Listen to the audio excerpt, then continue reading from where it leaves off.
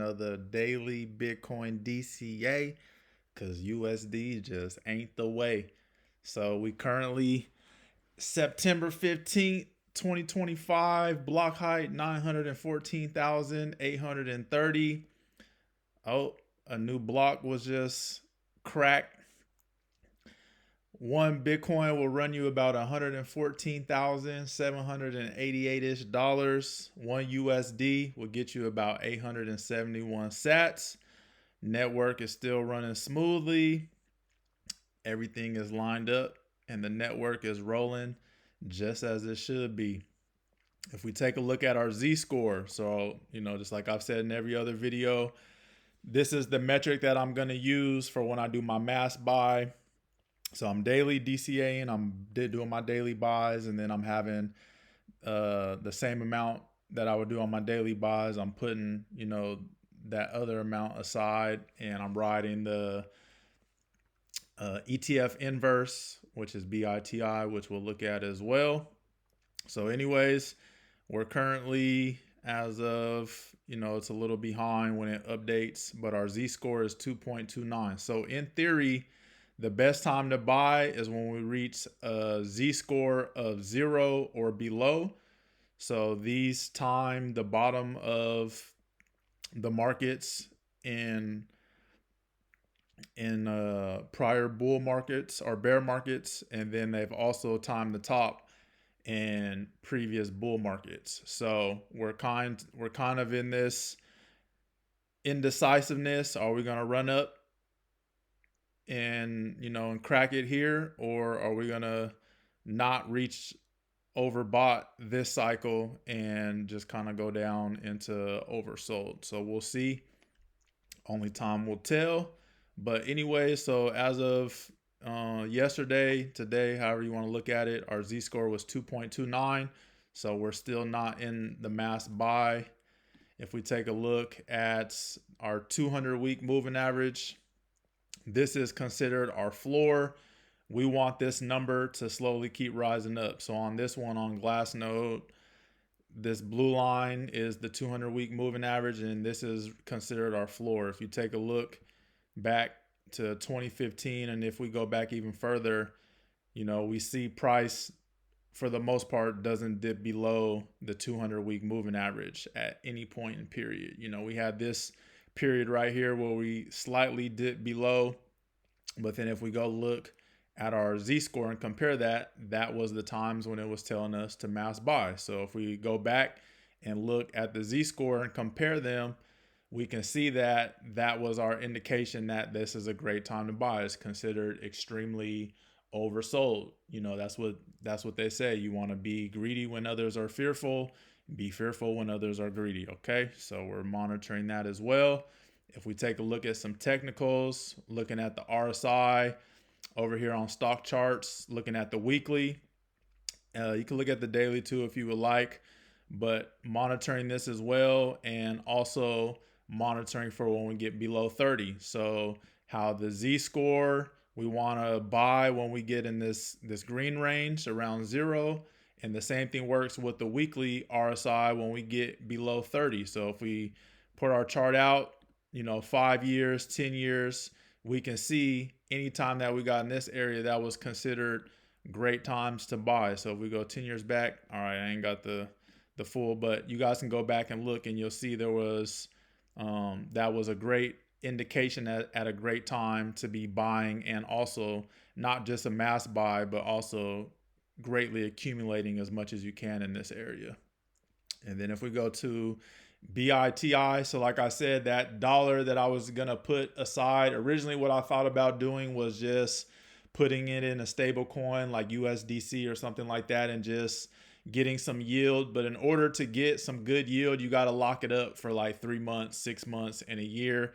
And I just didn't really feel like locking it up because, I don't know what's going to happen with the market. We might have something crazy pop off. People might panic, sell, and we might hit that level within that 3 months. And I don't want to have, I would be able to still buy, but I want to, do this as if, I didn't have any other money to the side to just be able to do those buys. So I'm trying to stick with it and not cheat it so we can really see and get some good numbers along the way. And that's why I'm doing it every single day as well. But anyway, so for BITI, this is just an ETF inverse. It's a short of Bitcoin. So like I said, if my theory is to accumulate when we get down here and I'm waiting to get down to this area to mass buy, I can ride that wave down. And if we take a look at the weekly and if we look at the daily for BITI, this is a great area to buy. So not only does this work with, when we're playing it to the upside, but also for things like inverses and things like that, it's also a great indicator as well. So if we even take a look at the daily, we can see even on the daily, we've been cracking these areas. Anytime we've hit below 30 on here, these were great times to buy, great time to accumulate and little run-ups. So as you can see, there's a lot of gaps to fill to the upside. So I'm accumulating right now in a great area. So I'm happy with this price range to be accumulating this inverse. And as you can see, we've been trending down since this ETF became available because we are currently in a bull market for Bitcoin. So this would have been, not a great time to really be accumulating this ETF. But, once Bitcoin does start to take that hit and that dip, we'll see this slowly start to rise up. So let's take a look over at my buys and see where I'm at so far. So today I was able to accumulate 0.000086 Bitcoin. The current value of the holdings is worth, if we're looking in dollar terms, 0.589. But like I said, the key thing is I have the Bitcoin, right? So the dollar value is going to constantly fluctuate. If we shoot up to 120,000, this USD value is going to go up. But honestly, we're just trying to accumulate, right? We want to see this number go up. This number is more important than this number in the long run. I've deposited a total of $6, so it's down about 11 cents if you're, comparing it to USD. These are the prices that I accumulated at. This is where our Z-score is at.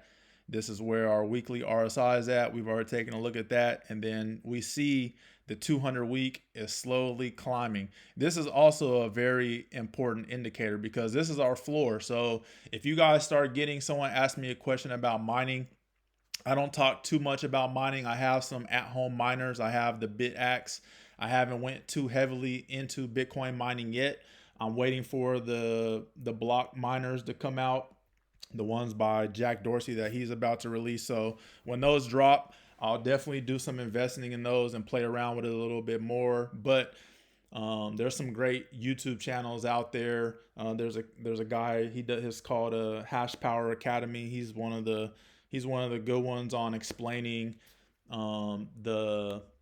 the mining side of Bitcoin and how to calculate numbers and things like that. So when you compare the 200 week moving average and then what the floor is for the big miners, the people that are out there that have, 100 million plus into their rigs and their systems and setups, looking at their floor, compare that floor with our 200 week moving average. And that puts us at a floor between, 50 to 60,000 ish, which is great. That's what we want to see. We want to see what the mining side, that's where, the natural Bitcoin is coming into circulation. So we want to see what is costing the miners. So you always want to be looking at that. And then you also want to take a look at the 200 week moving average and see what that is to kind of have a good idea for our floor.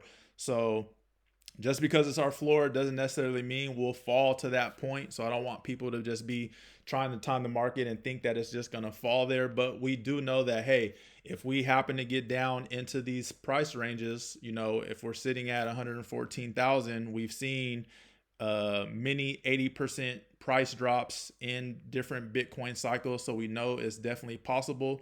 We know that, hey, this is a great floor. It's the 200 week moving average has shown to really hold that level steady. And then we also have the floor for the miners as natural buyers to step in if individuals are getting scared and things like that. And plus now all these Bitcoin treasury companies like Strategy and all these other big companies are going to help bump that floor up as well, because no matter what goes on in the world, as people panic and sell, those are the people that are trying to accumulate as much as they can. So if we take a look over at the BITI numbers, I added a few things, moved a few things around, but everything is still pretty much the same. The red is when the market was closed. This was Saturday and Sunday, so I made a $3 buy today. This is how much BITI I've accumulated.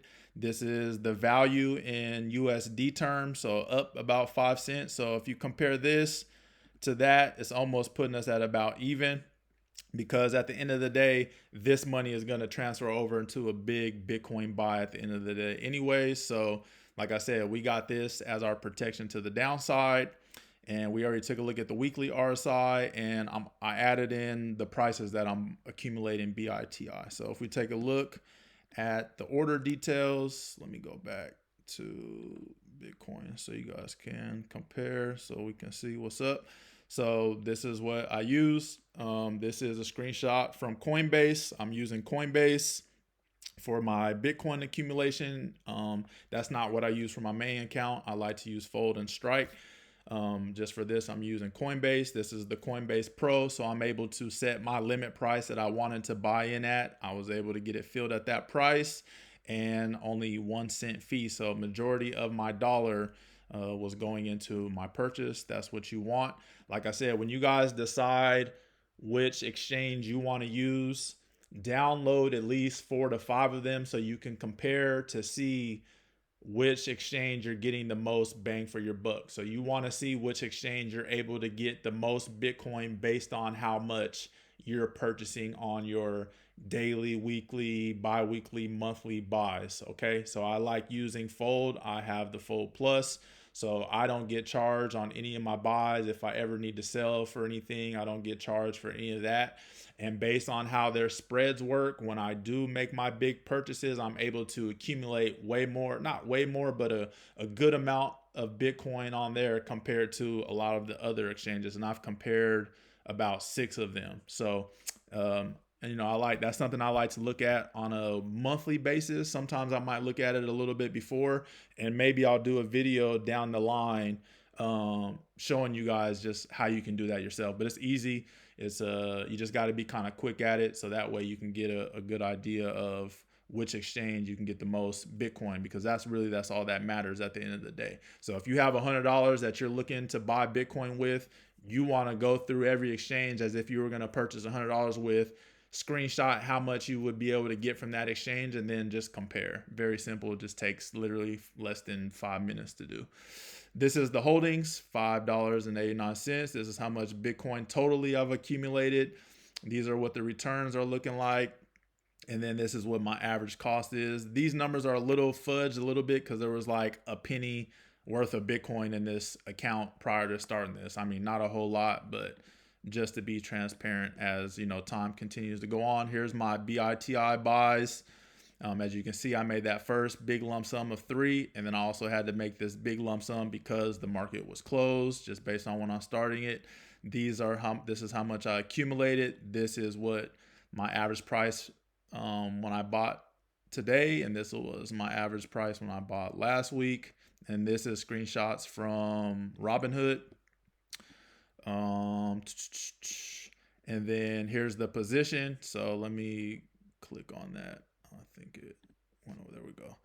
And here's my BITI position. These are how many I've accumulated. So I've updated on here. I guess I maybe should change it over on Bitcoin as well to just how much I've accumulated versus how much I got at that time. We'll see if I update it tomorrow. But these are how many shares I have of this ETF. This is my average cost, $18.18. The value is $6.05 like I have in here. This is how much I've accumulated. So I'm up a little bit, 0.87%. And that's that. So like I said, no matter who you guys decide to go through for your exchange, make sure once you accumulate up to about 0.01 Bitcoin, you want to get that off in an exchange onto your ColdCard. That's who I recommend. They are the best. And, there's other great ones out there, but I'm just going to recommend you guys the best one. So ColdCard with Sparrow Wallet on desktop and Nunchuk Wallet on cell phone. You pair all three of those together, you're goated with those. You really, you don't need to go really too much deeper in those. There's already some great videos and tutorials. Down the road, once I'm not overseas bouncing around, traveling around, I'm gonna sit down and I'm gonna do some screen shares and some videos for you guys to show you how to work all three of those. But once again, it's ColdCard, whether it's the Q or the MK4, whatever one you prefer. You can't go wrong with either one. They're both goated. Pair those with Sparrow Wallet on your desktop, and then with Nunchuk Wallet for your cell phone. Okay, all three of those together. You need all three of those, and you'll be golden.